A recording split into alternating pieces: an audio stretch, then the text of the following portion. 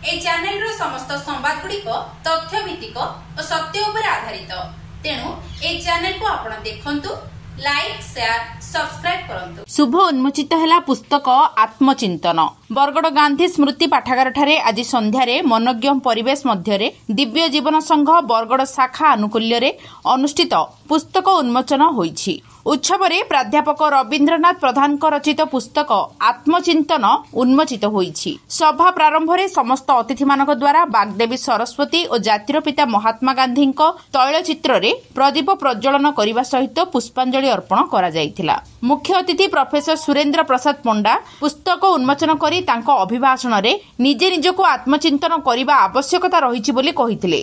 जीवन में दुख अछि हेले सुख मध्य थाए। मनुष्य जीवन में सबुबेले सुख आसे नाही, किंतु दुख बारंबार आसी थाए। एणु सुख को पाइबाकु हेले निजको निजे आत्मचिंतन करिबाकु हेबो। संसारटा दुखमय अटे। एणु सुख केतेबेले केमिति आसी जाए, जदि जणे मनुष्य सुख न पाए ताहेले से जीवन मध्य हारि थाए। जीवन हारिबाटा समाधान रो पंथा नुहे। एणु निजको निजे आत्मचिंतन करी सुख पाइबा पई चेष्टित हेबा आवश्यक। एहा चिरंतन सत्य अटे। प्रोफेसर पंडा विभिन्न धर्म ग्रंथ को उक्ति करी कर्म करि चलिबा उचित, मात्र फल को अपेक्षा कर नाही। आत्मचिंतन पुस्तकर लेखक प्राध्यापक रवीन्द्रनाथ प्रधान तांकरी अभिभाषण रे पुस्तक लेखिबा पई किपरि प्रेरणा पाइथिले से संपर्क रे विस्तृत आलोकपात करी भाव विह्वल हो जाइथिले।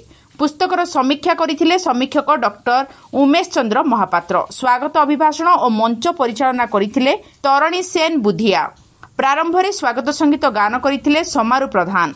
उन्मोचन उत्सव में सम्मानित अतिथि भाव में डॉक्टर उद्भव पात्र पुस्तकर विभिन्न दिग उपरे आलोकपात करी एही पुस्तकटी सबु वर्ग में आदृत हेबो बोली कहिथिले। लेखकक नातुणी स्मृति समृद्धि प्रधान और नाती अद्वित पटनायक मध्य पुस्तक उपरे आलोकपात करथिले। परिशेष में समापन संगीत गान करथिले आईनजीवी शंकरषण मिश्र। धन्यवाद अर्पण करथिले डॉक्टर भगवती कर।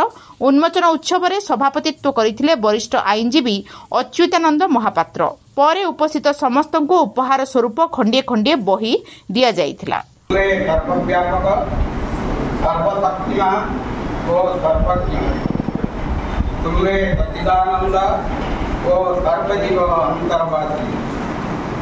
आम मान बोध दिला गोटे समदृष्टि हुए अनुकूल मनस्काम हुई पूरण। आज ये सारस्वत संध्या पवित्र माटी बरगढ़ ये हूँ पुण्यभूमि बरगढ़ गांधी भवन। ये गांधी भवन रे आज ये जो समारोह आपण मैंने संख्या योगदान कर कार्यक्रम को सफल कर कार्यक्रम आज मंच सभापति आम दिव्य जीवन संघर सभापति आज पुस्तक उन्मोचन जो पवित्र पर्व गांधी पाठागार अनुष्ठित होगी। प्रोफेसर रवीन्द्र प्रधान रचित विस्मय पुस्तक आत्मचिंतन विस्मय पुस्तक बोली कहीं कहूँ से गोटे जीवनटे बंचु साधारण जीवनटे जोटा कि पशु मान उच्चतर एवं तार साधारण जीवन। पशु मान मौलिक आवश्यकता जहाँकि खाद्य है शयन है मैथुन है ये मौलिक आवश्यकता देकर जीवन संघर्ष एवं जीवन सब किसी एवं जब प्राप्ति हुए से संतुष्टि एवं गाय से बसी देवा नदी तथा मो सामने बसी देवा अमृत मुझे पढ़ी जे आजिकल समाज रे हमें जहाँ कौन आज समाज बहुत दूषित होगा बहुत खराब होगा शांति ना पीछे ना जड़े कही आज समाज रे देयर आर फ्रेंड्स।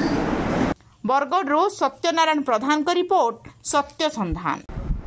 अनुरोध करेंगे